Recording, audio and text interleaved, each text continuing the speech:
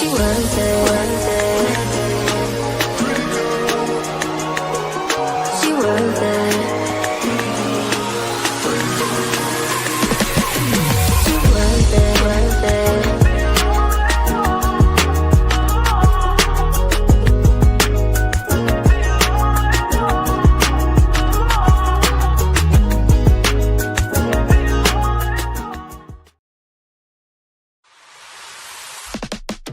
She worth it, worth it. She worth it. She worth it, worth it. She worth it. She worth it, worth it.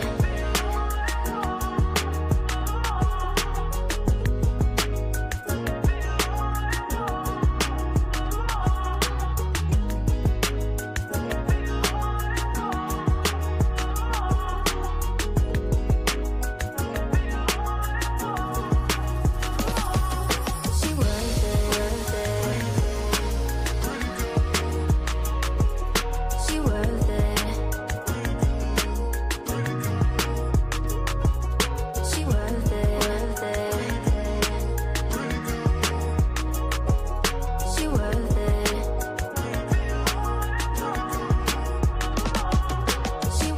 it, worth it.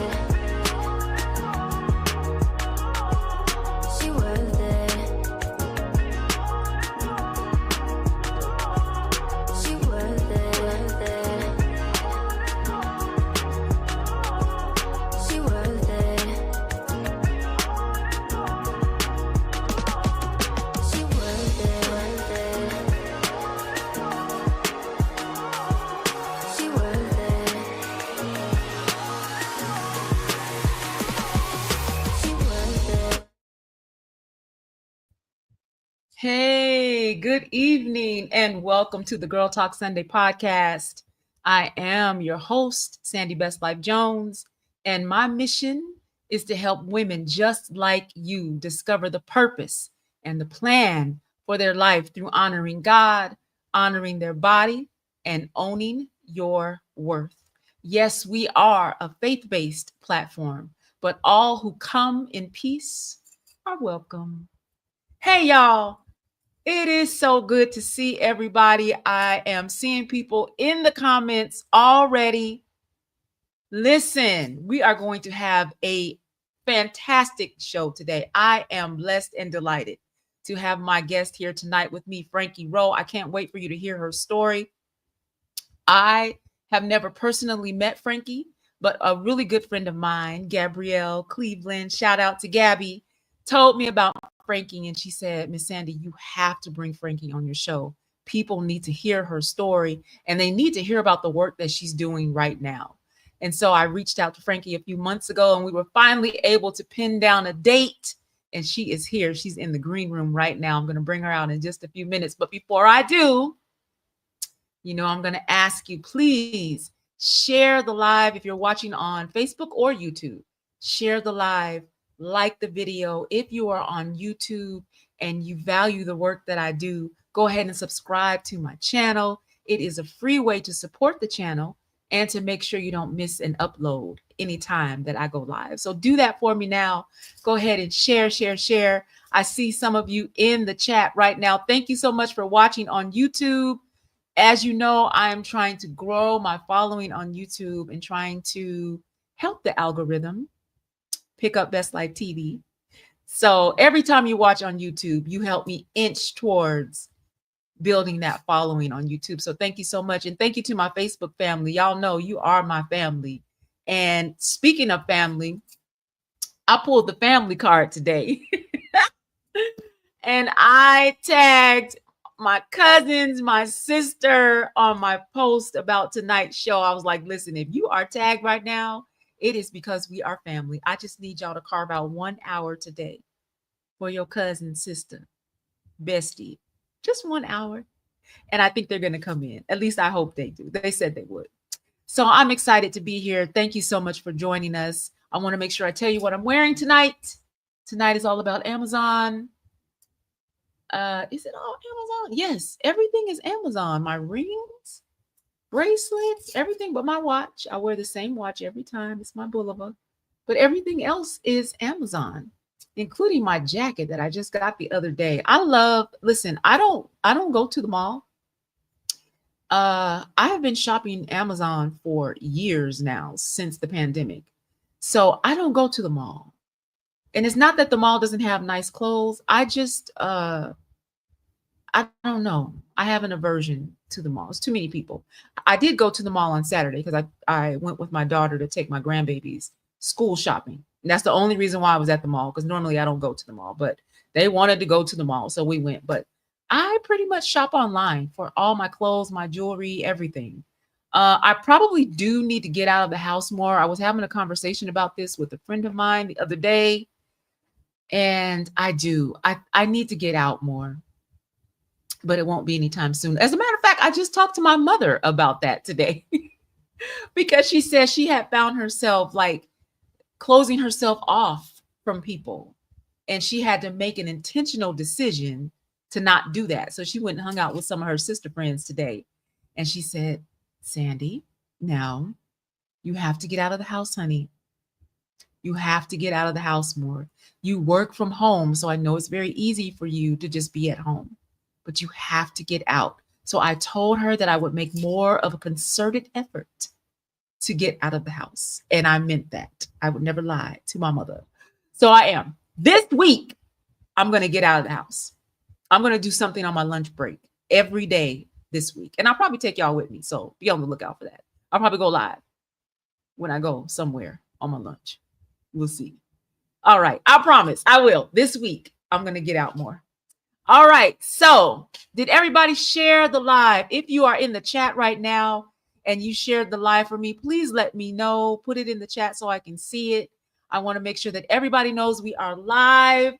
I'm about to bring Frankie out, but before I do, I want to introduce her properly. I want to make sure that you know who we have here with us tonight. So I'm going to just read a little snippet about who she is and what she does. And then she's going to come out and tell us in her own words. Frankie Roe is a champion for healing, purpose, and transformation. As a gift activation coach, speaker, trainer, and little girl trauma healing coach, she is on a divine mission to help women heal the wounds of their inner child so the grown woman can rise, shine, and thrive. Fueled by a 5-year intentional healing journey of her own, Frankie brings deep empathy, spiritual wisdom, and authenticity to her work, boldly choosing to heal out loud and empower others to do the same. With over 14 years of experience in the social services field, Frankie has walked alongside youth, adults, and families, offering support, guidance, and accountability, and now brings that same unwavering passion to her work for inner child healing and transformation. She has authored 8 books, led 1,000 plus hours of workshops, and empowered more than 250 individuals to discover their passion and step into careers that reflect divine assignment. And through her signature 6-week course called Girlfriend Heal, Frankie helps women confront and heal past drama, reconnect with their light, and boldly walk in their purpose. Frankie Roe is here. We're going to bring her out right now. There she is. Welcome to Hey, the Girl Talk Sunday Sofa. how are you? I am blessed. How are you? I'm doing great. I was listening to that introduction. I said, "Who is that lady? I want to meet her." It is you, girl. It is you. And then I said, "Oh, that's me." Yes. Listen, our mutual friend, Gabrielle, she speaks so highly of you. She thinks so highly of you that she reached out to me and she said, you gotta have her on your show. She has a powerful, powerful testimony of overcoming some of life's biggest challenges, making big, bold moves, and finally pouring back into other women the healing that she received from God. I said, well, that's all I need to hear. We got to bring her on. Absolutely. Yes, I remember talking to you the first day, and you said, I Mhm. talked to Gabby, and she said, I need to bring you on. That's all I needed to hear. So here we are. Here we are. Thank you so much for allowing me to be a part of what you're doing in your ministry, your business, and all of those things. So thank you so much for that. Absolutely. I am thankful to have you here tonight. And you're actually in California as we speak, right? Yes, honey, I am out here in Oceanside, California, and this is a part of the work that I do, and I'll talk a little bit more about that. But every Mhm. time I get on the plane, something happens. Something happens when I get on the plane, especially Uh-oh. when I touch What happened? Cali- California and I see the palm trees and I see the sun. And right now in Seattle, we're Yeah. experiencing those things, but I get to do this on a regular basis. And so this is my hometown. So something just happens when I come here, but I'm gonna save the best for when we talk a little bit later. I'm not gonna get started too soon. All right. That sounds good to me. Well, this is what I say to every guest that joins me on the Girl Talk Sunday podcast, the Girl Talk Sunday sofa. So I'm going to say it to you too. Frankie Roe, tell us who you are, tell us what you do, and tell us why you do it. Well, my name is Frankie Roe, and you guys heard some of the accolades, but what I really want to say is what I do is soul work. A lot Mhm. of us, and I can say us because I've had an opportunity to be in rooms with amazing women, just like yourself, Sandi, who have experienced being silenced, who have experienced being wounded, who have experienced being hurt, who have experienced being traumatized. And that was me. And I didn't have an outlet. I didn't know how to express that. So something happened when I started my own journey. And that is why I started doing little girl work, because my little girl was screaming and I knew I wasn't the only one.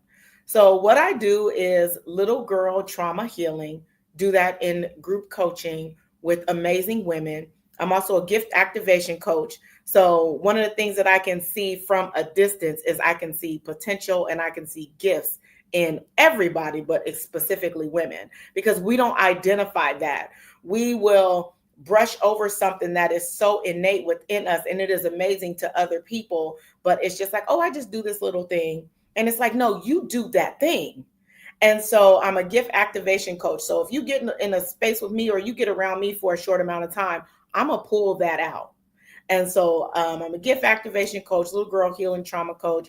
I do some other things. I'm definitely an entrepreneur and an author, but for the most part, if there's anything that I can say that I do, is I help people tap into their soul so that they can bring all of that hurt up to the forefront, move it out, and allow that good stuff, that light to come in so it can continue to shine bright through them so they can reach the audience that they were supposed to reach.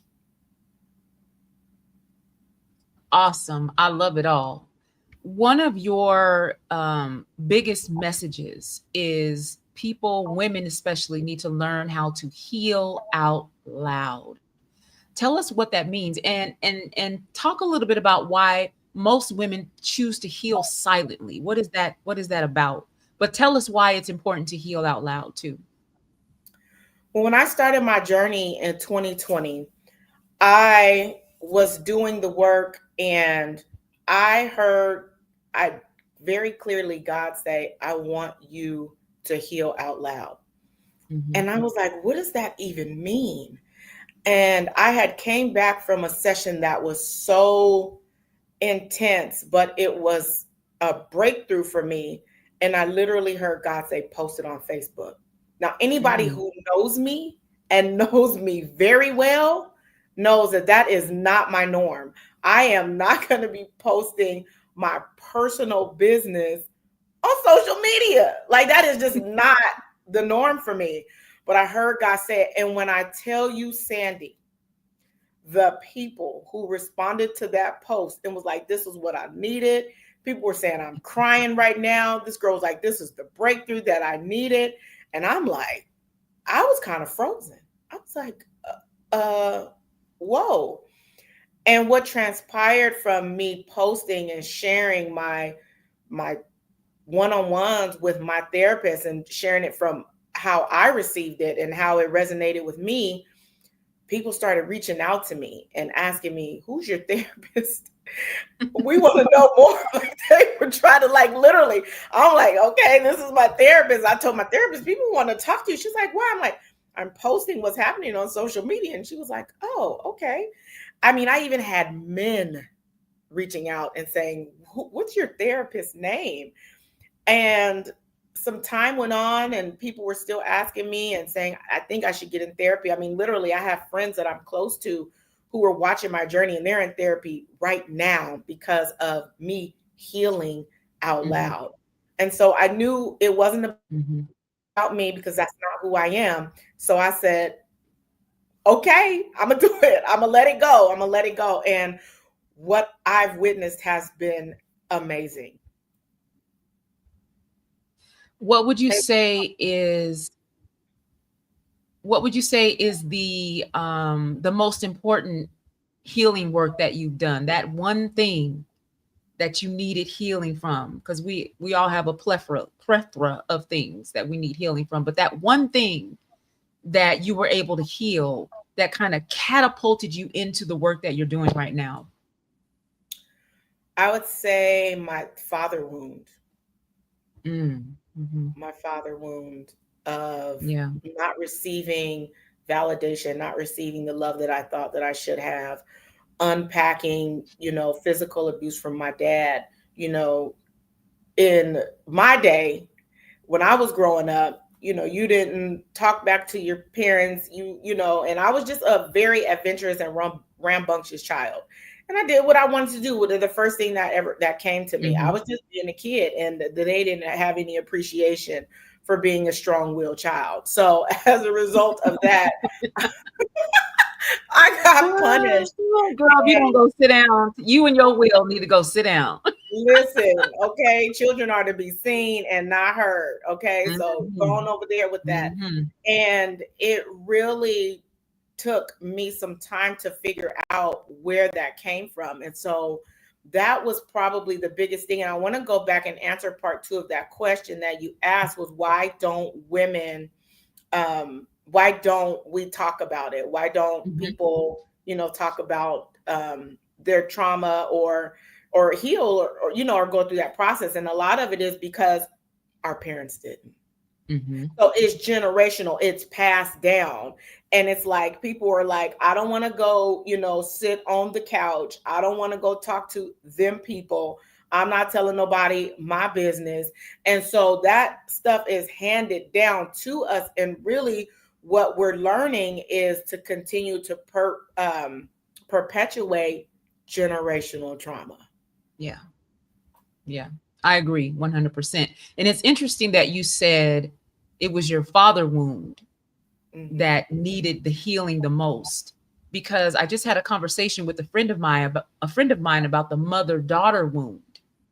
And we're going to talk about that Friday on my my other podcast, Fridays by the Fire. We're going to have a conversation about the mother-daughter, the dynamic between some mothers and some daughters, because not every mother and daughter has the same dynamic. But so I thought it was interesting that you said the father wound, because a lot of little girls, that's somebody ringing my door. They're not getting buzzed in today. Not right now. It's probably Amazon, child. So I'm sure it is. It's Amazon. So there's a lot of women that have that father-daughter thing where they didn't get the nurturing that they needed from their dad. They didn't get the attention, the affection from their dad. And so they find themselves looking for it in the men that they encounter, the men that they date, the men that they marry. When that gap is there or that void is there, you fill it with what you think you need, because you don't know what it is that you missed because it wasn't there. So was that your experience too with, your dad was physically abusive, but, for a lot of women, when they're little girls, any attention is good attention. Any attention is welcome attention, because at least he sees me enough to hit me. So was that your experience? That wasn't really my experience. and I'll say this as well. I did have the mother wound, but the father wound was the one that was screaming loud Mhm. because Yeah. of my relationships Mhm. with men, my relationships with just people in general, just how I interacted. Very like, I mean, I already had the strong will, but then on top of that, I was more masculine than feminine because I always had to protect myself. So I was very like, I had boyfriends who didn't know each other, but they would say some of the same stuff. Like, you're so mannish. Why are you so mannish? Yeah, I put on lipstick and, wore my hair a certain way and wore earrings. But from if I could say, my spirit was exuding mannerisms because I was determined not to let anybody hurt me. So that came from the father wound. So my dad was in my life till the age of 12, and then I moved to Washington from California. And, again, my dad's from the old school. Do what I say, and if you don't, there's going to be repercussions. And learning a little bit more about his history and where he came from, that all that was passed down. That's what they did in their day. They didn't have the capacity to be able to really sit with and help little kids process, whatever I was going through.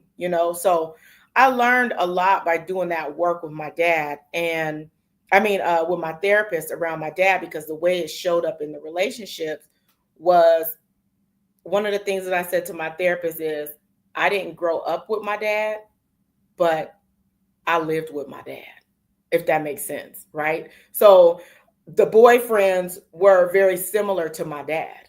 So even though I didn't grow up with him, I lived with him.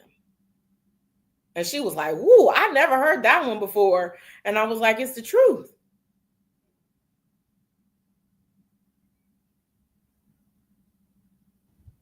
Yeah, we tend to marry some version of our father. Not everybody, but most women marry some version of their father. There's some characteristic in that man that reminds us of our dad, even if it reminds us of a negative aspect of our dad. We're attracted to it. It's like a moth to a flame. You don't even really know that's what's happening. So when you say that the guys that you dated would say that you were mannish, did you know that you had this masculine shield on? Were you able to give that a word, or did it take you until you were a little bit older to figure out that's what it was? It definitely took me to get where I was a little bit older, but then there was times where I would look at me and try to see, what is going on. I Mhm. finally got to a point where it was like, I'm in these relationships are ending, and it can't always be them. Yeah. Because I was always like, it's their fault. They cheated, they lied, they did this, they Yeah. did that. And then I would say, and because they did that, I did this. So it's not my fault. And I always wanted to end the relationship first on my terms, because then that made me feel better about me. And so I didn't have the capacity to communicate. I was just a mess. I was a Mhm. mess. And again, going back to that question um, of did I know that? I didn't know, but I knew something was off. But I was just Mhm. still being me to the best of my ability.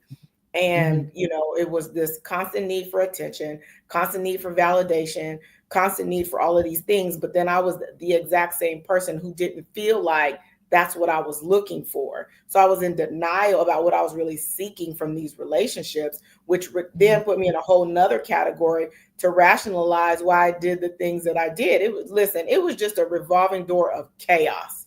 At the Mhm. end of the day, it's just a revolving door of chaos, and just kept me going in this circle, in this loop of continuing to date the same guy. He's not working out. I don't like how he's acting. He's not acting the way I want him to act. Let me get rid of him. Let me go get the next one. Let me keep going in this circle to doing the same thing. And one day I was just like, this is crazy. Yeah. Yeah. It's like you just finally go, wait a minute.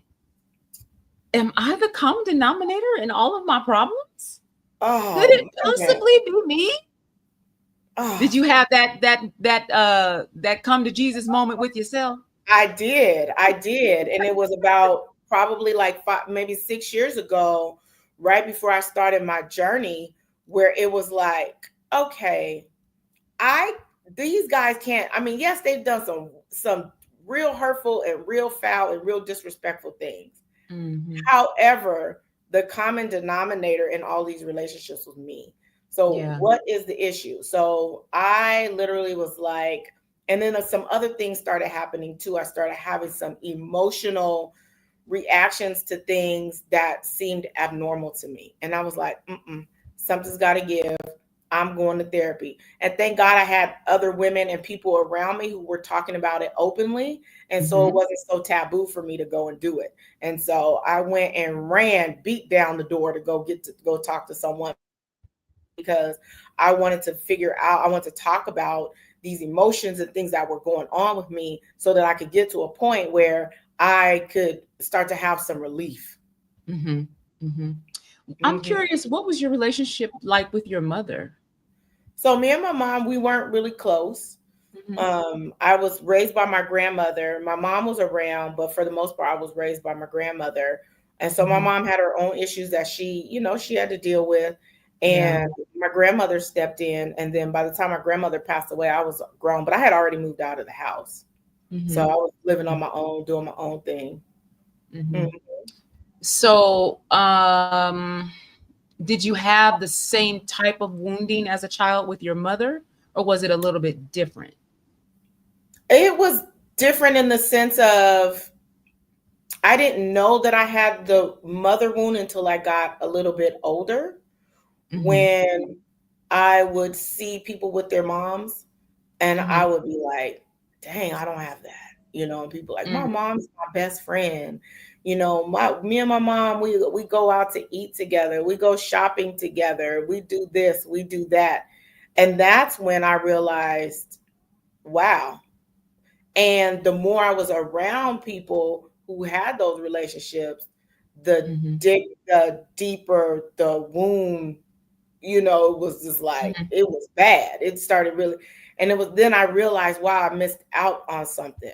And because of my Yeah. lifestyle, because of my mom's lifestyle, and, all of the things in between, it was when I got older that I really looked back and forward and present to see that I don't have the kind of bond with my mom Mm-hmm. that I desired. But then I Mm-hmm. also learned that it's okay. Whatever Mm-hmm. relationship that I can have with my mom is good. It doesn't have to look a certain way because in my mind I made it to look like it needs to look like this. It needs to look like, Claire Huxtable and Denise Huxtable. It needs to look like Mm. Carol Brady and Marcia Brady.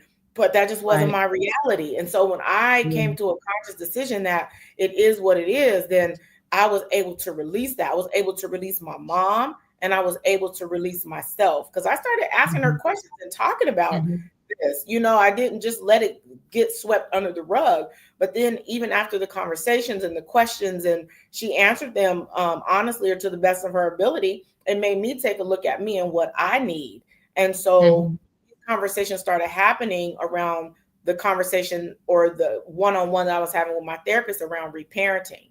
So I had questions, she answered them. It made me go sit and look and do some writing and talk to other Mm. people. And I started to get some relief. And then I started to have empathy for my mom because I realized she had her own stuff that she had to go through. Right. And then I Yep. also got relief by looking at my relationship with my daughter because I realized, wow, the apple don't fall too far from the tree. And I took on some of the same characteristics and I had to check myself and say, Mm-hmm. nobody's perfect. And Mm-hmm. then that's when the real healing began for me. Yeah. Somebody in the chat said, "Woo, child." And that's a woo child story. That's a woo child moment because that's typically what happens until we know the backstory of our mothers. Mm-hmm. We will never understand them. Yeah. I didn't understand my mother until she told me her backstory. And Yeah. I was big grown Mm-hmm. before she finally told me her story. How old were you when you heard your mother's backstory? Let's see. This had to be maybe 2020 or 2021, maybe. Yeah, around there. So Mm-hmm. I was like what is this, 25, maybe 4 or 5 years ago. Yeah. And so, Wow. yeah, 4 or 5 years ago. so starting to have those conversations, and then going home, and even on the drive home, because my mom lives in a certain area and there's water by her house. Mhm. So when I go home, because Mhm. I can take the water to go home, and this particular day, after I started asking her some certain questions, I literally felt the shackles of resentment breaking, just like pop, Mhm. pop, pop, on this drive home. Mm. Wow. One thing that I love about Iyanla Vanzant, and there's a lot of things that I love about her, but one thing that she always encourages women is to share our story with our daughters. Hmm. Our daughters need to know our story. And you can go as deep as you want, or you can keep it, surface level if you want to, but they need to hear about some of the things that we went through as young women, as girls, as married women, Hmm. um, just to give them some context for their own lives. And I was way into my 40s before my mother, told me her backstory. And our relationship was not the best. When I was a child, I was very rebellious, a teen runaway, ended up in foster care, the whole nine. My mother and I just did not get along. Now, my sister and my mother had a great relationship, Hmm. but Same me here. and my mother, it was like oil and water. Was it? Was your sister's relationship My with mom your and my mom sister better? relationship is really good. And I had to Yeah. come to terms with that. And I said, Yeah. somebody posted, I want to say it was Mel Robbins posted Mhm. that kids never grow up in the same household. And she said they never grew up Yeah. in the same household Mhm. because the parents are different with each child. Not because Yes. they want to be, but that's just because that's the way life is. And when she said that, I was like, wow, that makes Yeah. sense. Yeah. Because my mom was in a different place with me, you Mhm. know, single mom with Mhm. me. And then with my sister, my twin brother and sister are 10 years younger than me. And then Mhm. the baby is 4. I mean, 2 years younger than them. So she was in different stages of her life with each one of us. Mhm. Mhm. She's trying to Mhm. figure out her own life, and now you got a baby. Yeah. You're trying to figure this stuff out. And everybody says the 70s were so great, but it was opposition and things happening in the 70s. People Mhm. trying to figure out things as well. So, I had to really take a look at the whole situation and then take a look at my part. And then when I did that, I just had a different view. And I was like, you know what? Mhm. I'm going to have the best relationship that I can, you Mhm. know, with my Mhm. mom and be okay with it. And it's been great for me. Mhm. Yeah, I had the same experience. By the time I came around, my mother was 20 years old with 3 kids. Mm, I was number 3. 20 years old with 3 children. So, had just gone through a divorce from my father, met a new man and remarried. He was the best thing that ever happened to her. And then my little brother came along 9 years later. So I was mm, the baby of the family for 9 years. And then here comes my little brother. And so I felt thrown away because I wasn't mm, the baby anymore. And I needed my mom's attention. But by that time, she had 4 children who needed and wanted her attention. And so she had to try to figure out how to balance things. And you're right, she didn't treat each of us the same. Even though parents say, "Oh, I love my children the same. I treat them all the same." No, you don't, because they're different people. They have yeah. different personalities, they show up differently, and you learn to adjust yourself to the individual style of each child. I do it with my own children. I have a son and a daughter. I don't Hmm. treat them the same. I don't communicate with them the same. So I don't know a parent that does. If you have more than one child, you're not communicating the same with all of them. You're not treating each one the same. And that's not a bad thing. You are tailoring your approach to fit the needs and the personality of each child. Of course, Yeah, I didn't know all absolutely. that before I had children, So I thought my mother was the wicked east of the wicked witch of the east. I didn't know all the things that all of the baggage and the emotional drama that she went through in her life. It took me having a daughter of my own and then hearing my mother's backstory to help me understand who she was. And Mhm. now it doesn't matter what happened in the past. I Yeah. absolutely adore my Hmm. mother. So Yeah. it sounds like you had that same revelation with Yeah. your I own. had no choice, or I was going to continue to live in the pain of what I missed out on, what I don't Mhm, have, or what I don't feel like I have as the relationship. Because again, mhm. I'm looking at everybody else, and Yeah. everybody else doesn't have my story. Everybody else Mhm, doesn't have my mom's story. Everybody else doesn't have our relationship. So it was up to me to make a decision on what I needed and what I wanted and how I was going to make the best out of what I had available to me and what was there as far as the relationship goes with my mom. And now that I know, like, this is what she's willing to give, this is what I'm mhm. willing to give. And listen, we meet in the middle, and I think it's good. It works for me. I think it works for her.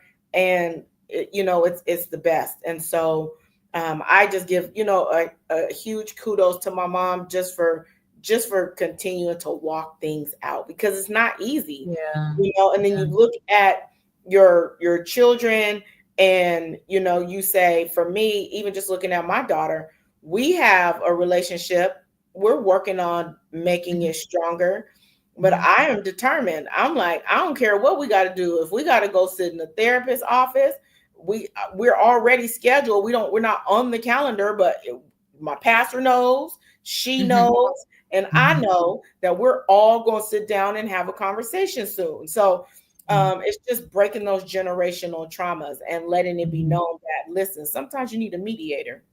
Sometimes you got mhm, to sit and talk so you can get those feelings and emotions up. And the thing that I'm most grateful for is that I am in a program of Alcoholics Anonymous, and we do step work. And in our mhm, step work, we learn how to do, there's a men's process. We talk about resentments and things like that. And I can see my part.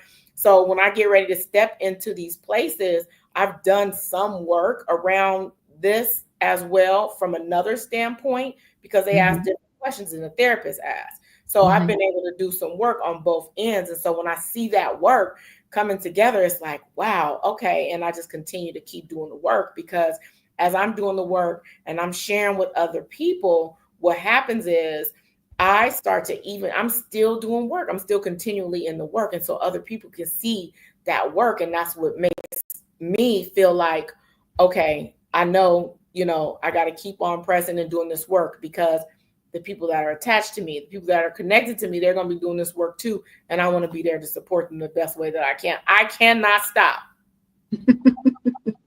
Yeah. So I want to talk about, I'm glad that you said that was the perfect segue. I want to talk about the inner child healing coaching that you do. Specifically, I want to know what are some of the trends that you see in women who need to do some healing around their inner child. What are some things that you see, some characteristics that you see?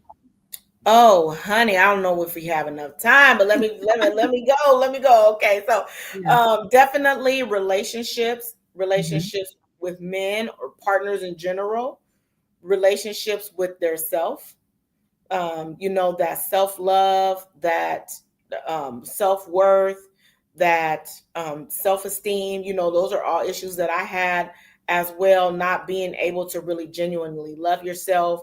The other thing that I see is that people won't apply for jobs because they don't think they're worthy of them, so they play really small, stay in the same area, they date the same type of partner, unavailable men, sometimes men that are abusive. Now, me, I did some, I'll jump back to me real quick. I was in some domestic violence type relationships, but a lot of times I was the aggressor. So it was 50-50 in the relationships, right? So I see that as well, people getting into, those type of relationships. And I also see people who won't speak up. They can't say no, a lot of people pleasing. So there's a very long laundry list of things that when I can see it. And the crazy part about it, I was just talking to a friend about this. I said, when you do the work, you notice people who haven't.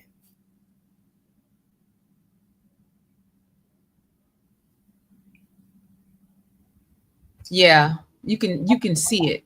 You can see it. You can see it when you can feel it when they come into the room.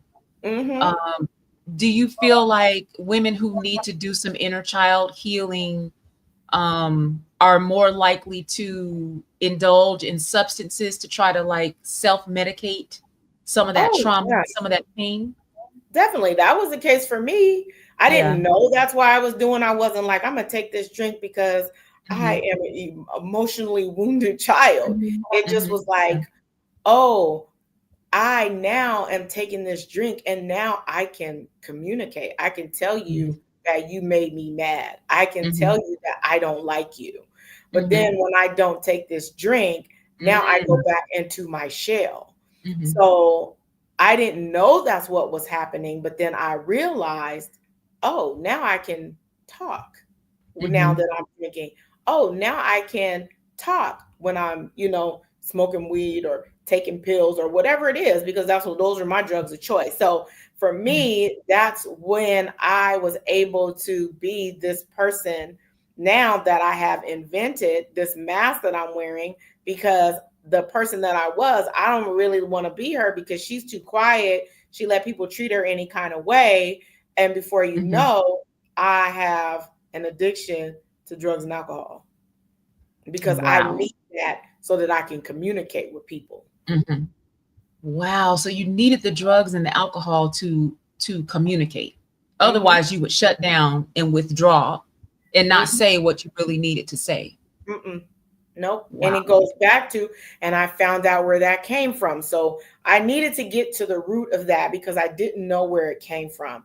And there was a Mhm. lot of different things going on where I would, like in the workplace, I could talk about it, but in personal relationships, no, I was shut Mhm. completely down. So Mhm. what I found out was that it came from the abuse. Mhm. So I would get whoopings, and all my caregivers whooped me, all of them, right? It wasn't Mhm. one Mhm. specific one, all, Yeah. right?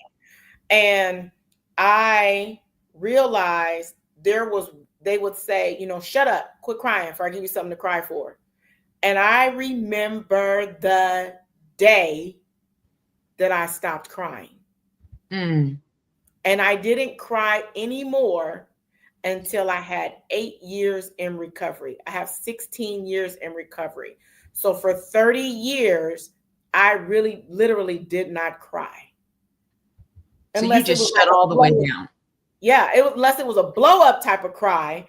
But as Mhm. far as expressing any emotion, I didn't cry for over probably 40 years. Wow. And let me tell you when I cried. Mhm. I was having some emotional reactions to things that were abnormal. The first Mhm. one was a crow, like, birds sometimes fly into your car, Mhm. or, and the crow almost flew into my window. I slammed Mhm. on my brakes and clutched my heart and was like, oh my God, the crow almost hit the crow. And I drove off and was like, okay, that was weird. Then I had some other little things in between, and I can't remember all of those because they didn't stand out, but I recognized Mhm. them. I do Mhm. remember one thing. I wanted to be an entertainer when I was a kid. So there was this little girl, and she got on America's Got Talent, and she started singing. And I just literally just Mhm. started crying. And I'm like, what is happening? Like, I thought something Mhm. was going on. And I was like, they said I was in perimenopause. So I thought that was Mhm. it. So Mhm. then I'm down driving by the water, and there's a rabbit that got hit by a car. Mhm. And the rabbit is trying to scoot across the street. So I stop for the rabbit. So the cars are piling up behind me and they can't see the rabbit, but they're honking their horn at me, blowing their horn like honk, honk, honk. Now I'm getting mad. I'm ready to get out my car. And I'm like really ready to go fight these people for Mm. honking at me because they don't see the rabbit trying to get across the street. So by the time all of that happens and I literally now can drive around the rabbit and keep going, Mm-hmm. I go home and I sit there and I was like, something is wrong. Mm-hmm. Yeah. Something is off. Yeah. And I had already been having this conversation with myself around relationships, and it can't be the men. So it just was a compound of Mm-hmm. things happening to where I was like, I'm about to go sit on the couch Mm-hmm. because Mm-hmm. this is absolutely not normal. And I wasn't even talking to my sponsor about it. I don't Mm-hmm. know if I was in the work at that time. I don't think I was doing any step work. And so at that moment, I said, I'm going to go see a therapist. And so that's what I did. And it was the Mm-hmm. best decision that I possibly could have ever made. Mm-hmm. Mm-hmm. Yeah, it sounds like you were emotionally constipated. And that's what she said. When I Mm-hmm. told her about the rabbit and all of that stuff, and she said, how much time do you have? And I said, I have like 10 years. Mm-hmm. I think it's 10 or 11 years. She said, oh, it makes sense now. Yeah. She said, she was like, the emotions are coming up. Mm-hmm. And Mm-hmm. she was like, you're not going to be able to stop them.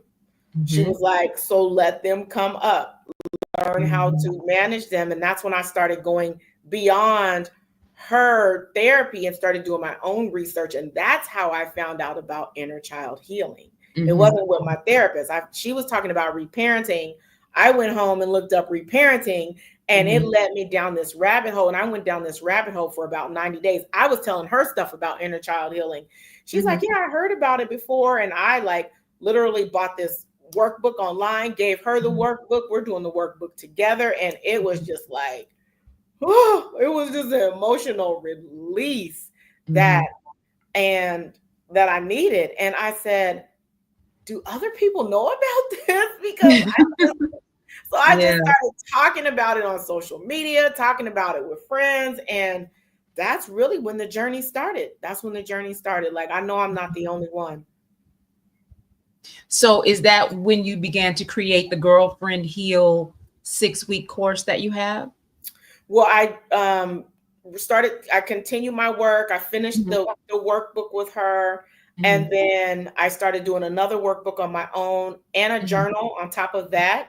Mm-hmm. And found this lady online who certifies people to become a inner child healer. It's called Mm-hmm. an inner child healing practitioner.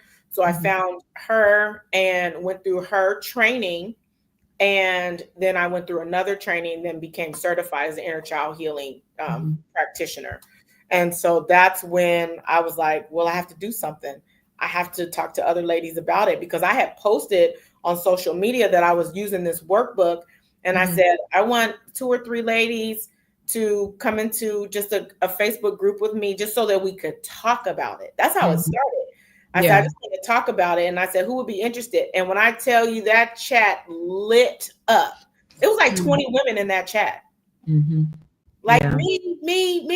And I was like, well, I said only 2 or 3. And that's when I was like, okay, I'm not the only one, and I got to do something about it. Yeah. There are so many women, grown women, Mm-hmm. whose little girl inside of them is making all the decisions for their life. Period. And that's how you end up in abusive relationships. Mm-hmm.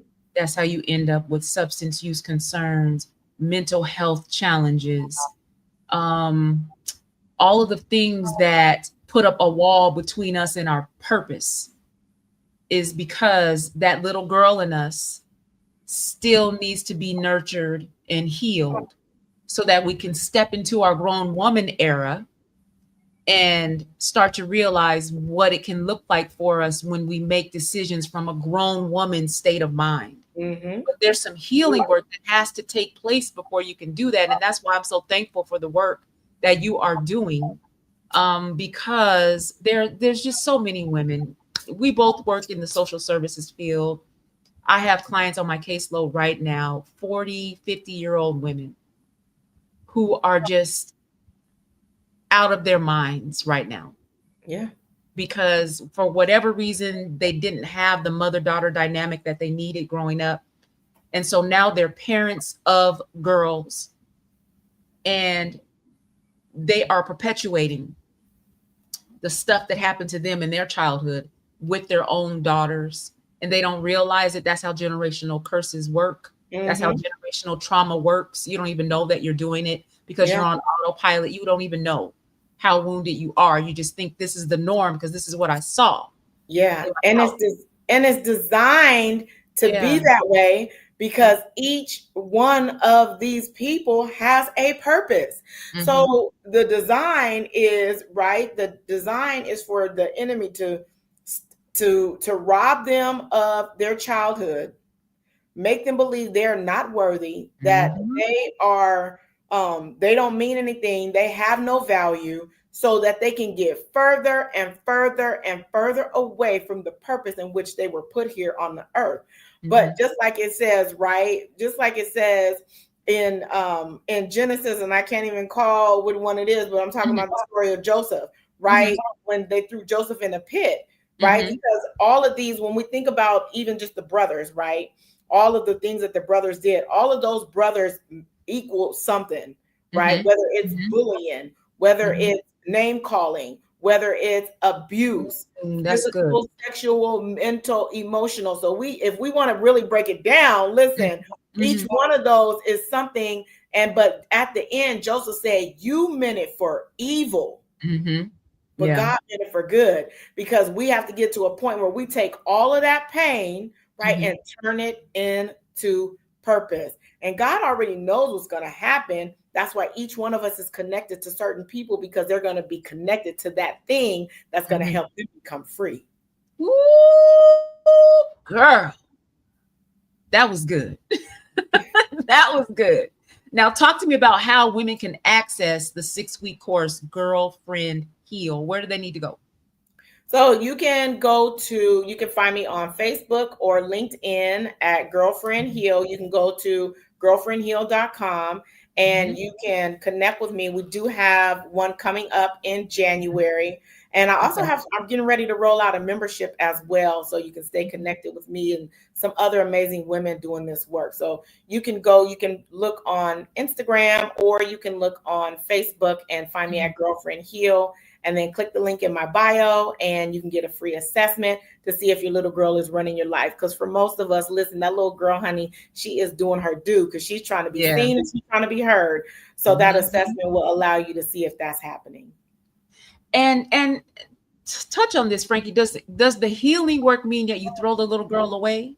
Oh no, I talk to my little girl all the time, because she will check me. She will check me, Sandi. If something happens, I was having a situation with somebody that I'm close with, and I was not speaking up for myself. And my little girl said, "I don't like that. You need to say something." Yeah. And I was like, what? And she was like, "No, you need to speak up for yourself. I don't care what's the title, who, the what, whatever it is, you need to go say something." Yeah. And I did. And more than once. And I was able to save that relationship with that person, because I said, "This is how I'm feeling." And this person said, "I had no idea," and apologized to me. And I would have, what would have happened is I would have distanced myself from the person, and not spoke to them, and they would not have had no idea. So I have to talk to her often, because I still, still doing the work. So Yeah, I do the same. The little girl in me had to fight to be seen and heard. So, but the woman in me sometimes shies away from confrontation. But then I get this little something happens in me, and I say to myself, "No, you need to speak up. You need to be willing to ask for what you want. You need to be willing to teach people how to treat you. 100%. So you have to speak up." And then that's when I go ahead and say what needs to be said. And because God has given me a healthy dose of discernment, some things don't garner my attention. Some things don't even deserve a response. But then there are other times when I have to say something. Mm-hmm. Now, it's all about the way you say it as Mm-hmm. much as it's about what you say. So if you want someone to receive what it is that you are saying, then you have to say it in a certain way. You always tell the truth with love. You Mm-hmm. always tell the truth with respect, but you don't choke down the truth to make other people comfortable. Right.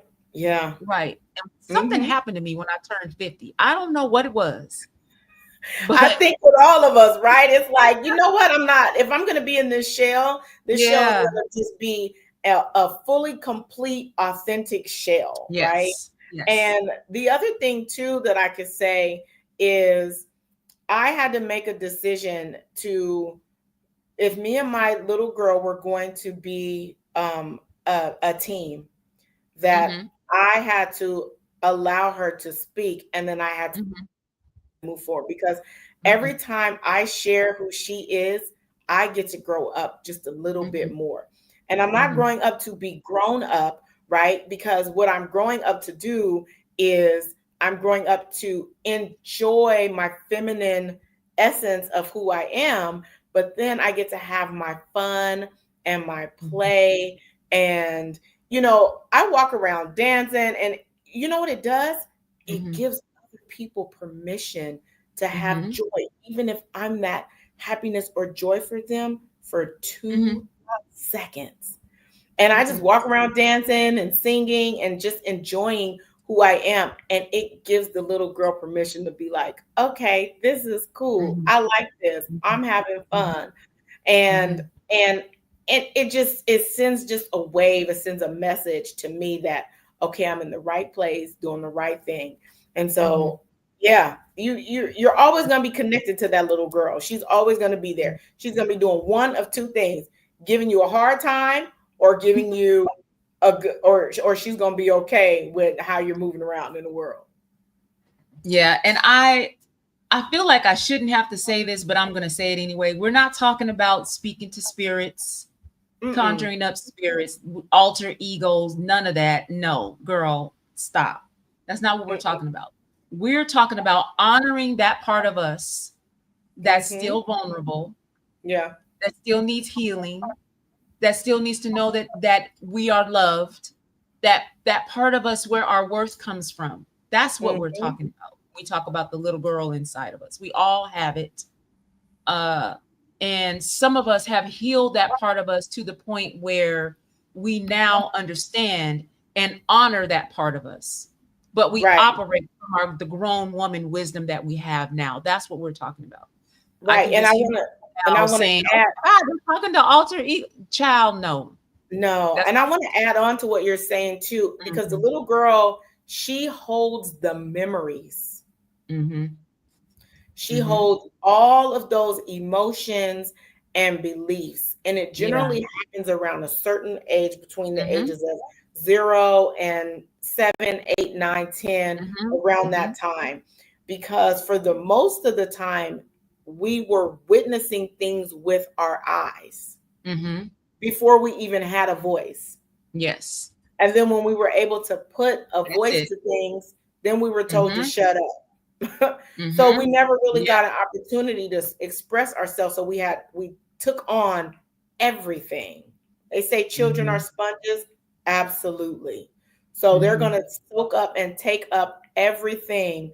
And the parent doesn't even know when the um, the wound takes root, Right. because the child never expresses it. They don't really Mm-hmm. know what's going on. They just know it doesn't feel good. And depending on how the parent or the guardian or the teacher or whoever responds to that child, that Mm-hmm. root will take that wound will take root, and then it will Mm-hmm. take off, and nobody even knows it, not even the child. Mm-hmm. Mm-hmm. Yeah, absolutely. I like what you said. We witness things with our eyes that we are not allowed to express with our voice. Hmm. And so you have to hold that in. And you could be 50 years old still holding that in Hmm. if you don't realize that you got to go get some help. Yeah. Yeah. So that's what Absolutely. we're talking about. We're talking about carrying the wounds of childhood into our adult life And those wounds are what govern the decisions that we make as adult women. Mhm. You got to get healing for that. You got to get help for that. And you can tell when a woman hasn't done that healing work. You can see Yeah, it. You you can tell. can. Yep, you can. And My friend, I wanted what you you to see say? this comment. My friend Teresa, she said it's a corner that you turn at 50. Boundaries are established, reinforced, or revamped. Absolutely. Mhm. Yep. Absolutely 100%. Especially if you've done the work. Because you're like, Yes. I'm not going to deal with this. I'm not going to accept this. I don't have to. I don't need to. I don't want to. And I won't. Mm-hmm. Mm-hmm. What do you think about? I meant to ask you this earlier. What do you think about today's cancel culture? What do you think about that? I just think it's another way for people to hurt people. Yeah. Yeah. Because if you're bent on canceling someone, you Mm-hmm. got your own issues. There's Yeah. more things in the world that we need to be concerned with than canceling someone. So it goes back to hurt people, hurt people. And anyone who subscribes to that probably needs some help. Yeah. That's my opinion. Yeah.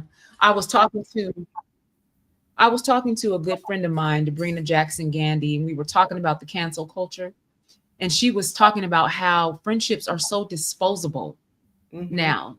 If our friend doesn't do what we want them to do, or say what we want them to say, or agree with us on whatever level, we just throw people away. Hmm. Like years long friendships are being thrown away because of this culture that we have now that says, if I don't like what you're doing or what you're saying or how you're living your life, then you're canceled. Yeah, And and that it's really bothers unfortunate. me because It's first of unfortunate. all, it doesn't foster communication. It doesn't allow us to resolve conflict in a mature way. We just throw the whole person and the whole friendship away. Yeah, and I had a situation come up recently where a situation happened, and my little girl was screaming. She didn't like it, and Hmm. I had to go to my friend and tell my friend, Hmm. and it brought up some feelings for her. And we never, I mean, in 30 years, never had this type of conversation because Hmm. we're both doing healing work. And so I said what I said, she said what she said, and my little girl in the back of her mind was kind of like, you don't got to deal with her. And I was like, wait a minute. Yeah. You let me take the mic back because Hmm. you're on timeout. No, what we're Hmm. gonna do is we're gonna go and we're gonna talk about it and we're gonna get it. And we were able to talk about it. We went back and forth for a minute and then we got it resolved. And then now Hmm. we still have that relationship. But I know when my little girl is showing up because she was just like, we Hmm. ain't gotta deal with that. you Hmm. know, and so Hmm. I'm learning how to allow her to Hmm. share because she for so long did not share and Hmm. take anything that somebody said or did or something some type of way and carry that. Them Hmm. bags got heavy, and that's what I Hmm. think happened when I started having all these emotional reactions. So yeah, the cancel culture, there's just hurt people hurting people. That's all that is.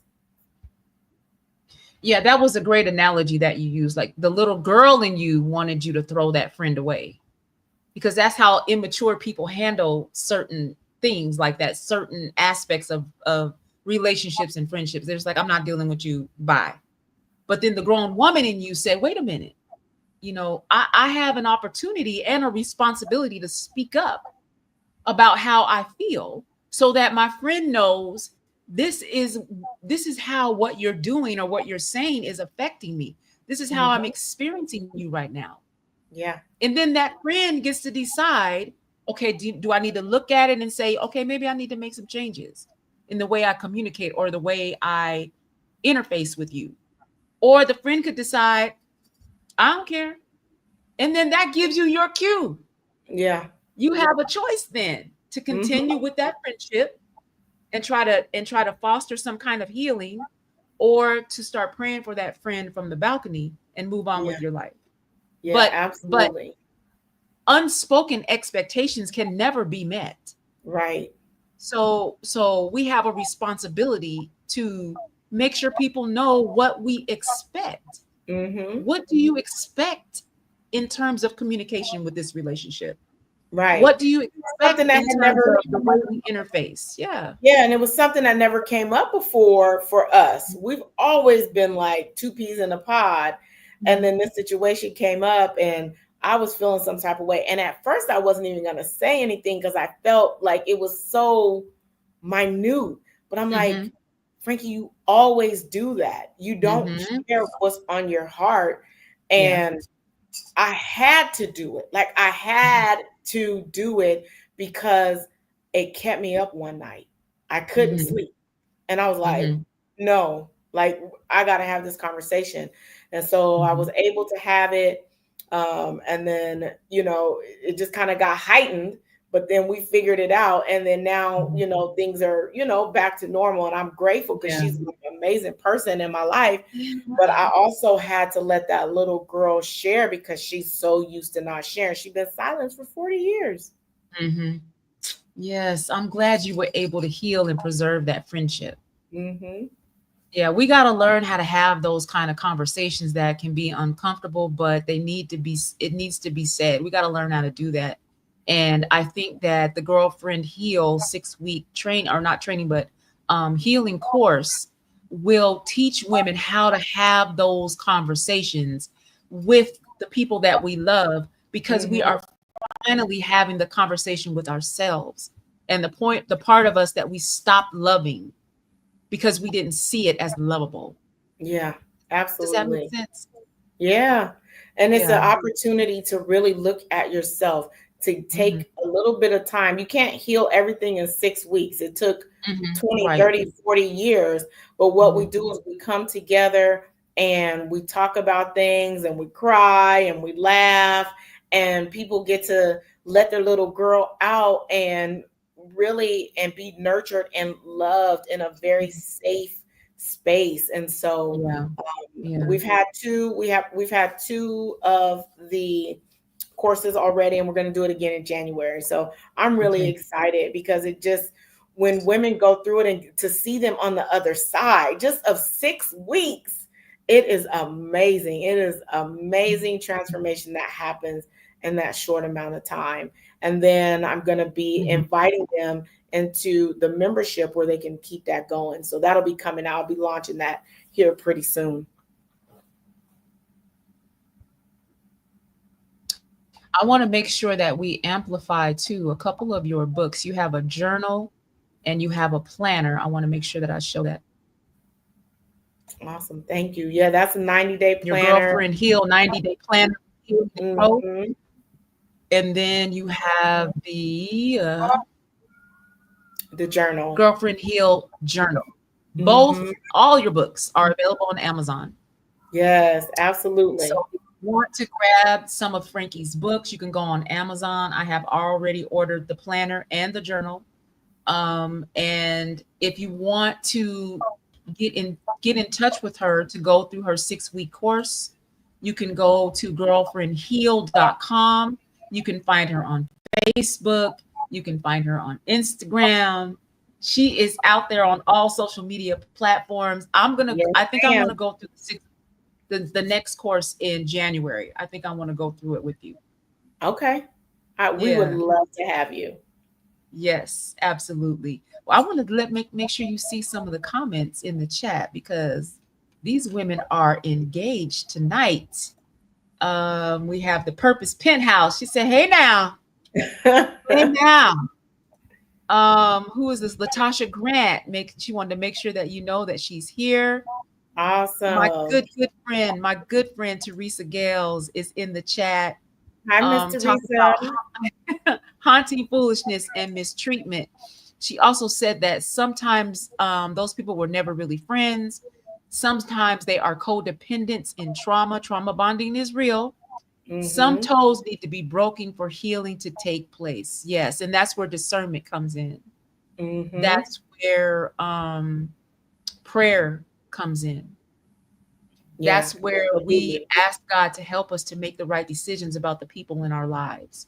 Because Yes. you might be throwing away a friendship that God wants you to preserve because he can see what's on the other side of Mm-hmm. the conflict that you're having right now. But if we're so quick to just toss people away, we could be Yeah. throwing away someone who's attached to our destiny. Yeah, and you have to have conflict. Everything's not going to be peaches and Right. cream. And Yeah. so iron sharpens iron. Sometimes Yes. when you put iron up against iron, it's hard, Mm-hmm. and sometimes you have to go through that Mm-hmm. to preserve, right, the integrity of the Mm-hmm. knife.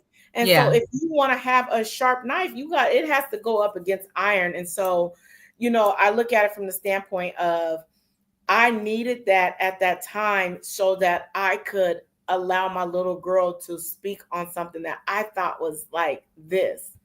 Mm-hmm. And I'm glad that we were able to do that, because now when little things come up, everything's not meant to be. But one of the Mm-hmm. things that I said to her when I told her this was that she had shared something, and I said, the reason why I even said anything Mm-hmm. is because I consider you a safe space.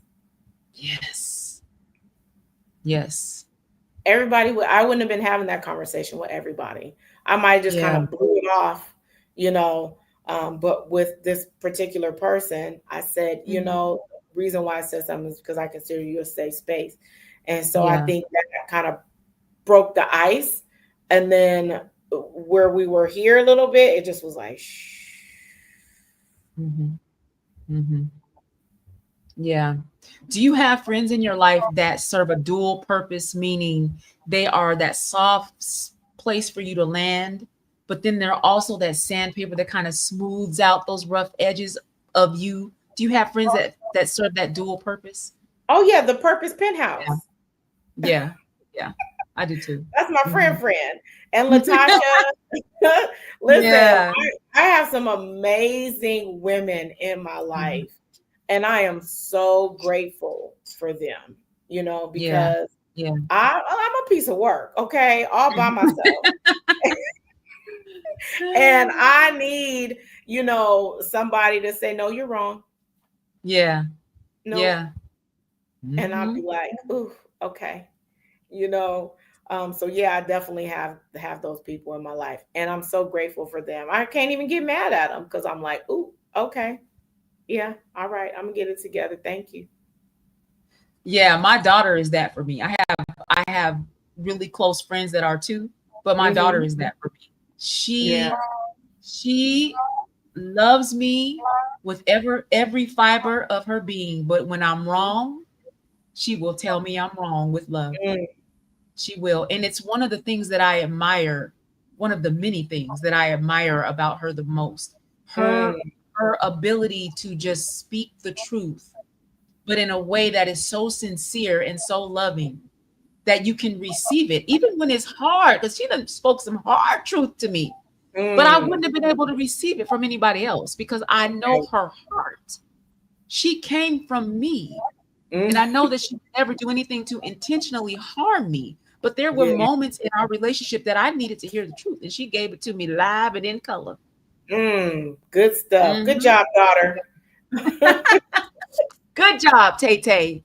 Well, Okay, thank you so much for being here tonight, Frankie. Frankie, this was such a great conversation. Thank you so much for thanks for being here. having me, I Now I appreciate see why Gabby loves you so much. it. That's my girl, love you, Gabby Gabs. Yes. And if you are interested in signing up for Frankie's next 6-week Girlfriend Heal course, she's going to be offering that in January. But you want to go to Girlfriend Heal and get registered with her website. So anytime she has something new coming out, you'll get an email so you'll know what's getting ready to happen. Yeah. And I encourage you, if you know you've got some healing to do, I think that the Girlfriend Heal 6-week course will help you. I'm going to go through it with you in January. So Okay. we all have a space in us, a place in us that is a little bit wounded from childhood. Sometimes, some women have more of a wound than others, but we Hmm. all have that little piece of us where we walk through the fire in childhood. We just a Mm-hmm. little tiny, we just still a little tiny bit smoky, just a little bit smoky. Yeah. And God And can so, heal that. I'm telling you, yeah, God can God will heal heal that. it. Yeah. Yes. You have to Yes. do the work. Faith without works is dead. So you can That's believe that right. it will heal, but you can believe all day long. You have to do the work and then That's know that right. God will heal your heart. And that one piece that you said, I just want to add a little piece on there just so Mhm. people can get a little bit more of a expanded view of being wounded. Being Mhm. wounded doesn't always come from home. Mhm. Good point. Sometimes you can get wounded at school. A teacher can Mhm. say, that was the Yeah. dumbest idea that I ever heard. You can have the Mhm. perfect home life. And the teacher Mhm. can tell you that was the dumbest thing I ever heard when you were in the Mhm. third grade. And now you stop talking. You Mhm. won't answer questions anymore. It's Mhm. those are the little things because these are the conversations that I've had with people. They're like, I had a Mhm. good childhood. It was my teacher who told me that I was Yeah. stupid, who told me I was Mhm. dumb. Mm. That is such a So great point. Thank you for saying that. any type of authority figure, or Mhm. sometimes kids Mhm. can say something and a child will hold on to that because what they believe the adult. Mhm. If the adult said it, it must be true. Mhm. And that's Yeah. how it starts. And then it just takes a life of its own. And now it's Mhm. looking for every little reason to be dumb. It's looking for everything to be fat. It's looking for everything to be too skinny. It's looking for Mhm. everything to be this. And then it just takes root and just goes. Yeah. Thank you for saying that. That's a great point. Thank Mm-hmm. you. I wanted to show another comment that I missed. Um, where's my auntie? Here she is. It's my auntie Byrne. She said, I really love this one. I feel like you're talking about me. Thank you so much for this show. She calls me baby. I'm her baby. Now she probably call everybody baby, but I would like to believe that she only calls me baby. Thank you, Miss But thank Jackson. you for watching tonight, Auntie. Thank you for being one of my biggest, most important supporters. Thank you. Mm-hmm. Yes, this has been fantastic. Thank you so much, Frankie, for being here tonight. You. And if you ever need me for anything, you know how to find me. You let me know. I want to support the work that you do because it is necessary and is important. And God is using you. God is using you and everything that you've been through to help other women come out of the shadows and start healing out loud. Absolutely. Thank you, sis. All Mwah. right. Thank you. Enjoy California. Thank you. Take care. All right, y'all. That's our show for tonight. Thank you for being here. Thank you. I love an active chat. Y'all know I love an active chat. So thank you for that. Before I close tonight, I want to just say something. I want to thank someone. Um, I had an encounter at church today. This lady that I don't know very well walked up to me as I was leaving church and she said, I just want to tell you that I love that you have the courage to wear your head shaved like that. You look absolutely beautiful. And I've been wanting to do the same. And I've been scared to do it because I'm scared about what people might say or how I might look. But seeing you today has really helped me to understand that it's okay if I don't want to wear these wigs all the time. I can go ahead and I can shave my head and show my head. And so I want to say thank you. And she knows who she is. Thank you for saying that because I carried a lot of shame for a lot of years because I have traction alopecia and I've had it for about 13 years now, almost 13 years. And I spent a lot of time covering up my head because I didn't want people to see this flaw that I had. And then I decided, it took me a long time, but I finally decided in January of last year that I was going to free myself, that I no longer wanted to be beholden to any hairstyle. I didn't even want to give any more of my thought life to my hair. So I decided to shave my head New Year's Day 2024. Shave my head and I have not looked back. So now because I am a woman of a certain age and I like to have options. Sometimes I might wear a wig. Sometimes I might wear a weave. Sometimes I might wear a wrap. And sometimes you're going to get this beautiful brown bald head. And whatever I decide is what I decide. I'm free now. So thank you. Thank you for coming to me and saying to me that me giving myself permission to be free has given you permission to be free too. Thank you. I want to thank you again, all of you, for being here tonight. God bless you. Have a wonderful rest of your Sunday and even more amazing week. And I will see you here Friday for Fridays by the Fire. My good friend Teresa, she was in the chat tonight. She's still here. My good friend Teresa Gales is going to join me on Fridays by the Fire. And we are going to talk a little bit more about the mother-daughter dynamic and some of what it looked like for us as young women, little girls, our relationships with our mothers, and how our relationships with our mothers kind of informed the relationships that we had with our daughters. And it took us to get healing to heal those relationships. We're going to talk about that Friday night on Fridays by the Fire. My girl Teresa is going to pull up to the fire and we're going to have that conversation. And then next Sunday on the Girl Talk Sunday podcast, my special guest, Joy Pittman, will be with us. Actually, I take that back. Next Sunday, there will be no Girl Talk Sunday because I'm going to pre-record Joy's show and you will see it on another day. So next Sunday is no Girl Talk Sunday, but Friday, August 29th is Fridays by the Fire with me, Sandi BestLife Jones. So join me at 8:00 Friday night. I can't wait to see you. I love you all. I pray for all of you. Thank you so much for supporting me. Thank you so much for watching the show. Thank you so much for sending me feedback. All feedback is welcome, even when it's about something you think I should change. And I might change it because you said it. I may not, but I might. So keep the feedback coming. All right. I love y'all. Have a good night. God bless.